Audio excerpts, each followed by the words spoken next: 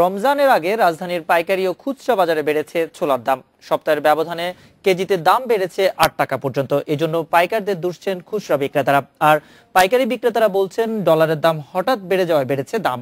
তবে রমজানের খোলা বাজারে ছোলার দাম নির্ধারণ করে দিয়েছে টিসিবি। রমজানে ইফতারির অন্যতম উপকরণ ছোলা। প্রতি বছরের মতো এবারও রমজানের আগে ছোলার বাজারে দেখা দিয়েছে অস্থিরতা।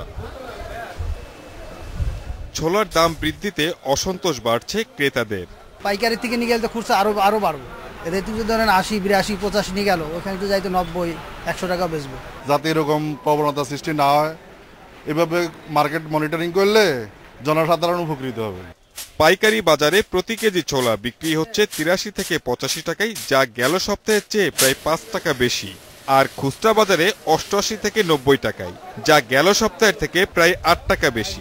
যদি ইনফোটার অনেক পয়রা থাকে অনেকে, তাহলে হয়তো অনেকজনের মাল আইসা বলে কমেও যেতে পারে, তবে মাল আনার উপরে নির্ভরশীল করবে। পাইকাররা বলছেন ডলারের দাম বৃদ্ধি সহ বন্দরে খরচ বেড়ে যাওয়ায় প্রভাব পড়েছে বাজারে। সরবরাহ ঠিক থাকলে স্বাভাবিক থাকবে ছোলার দাম।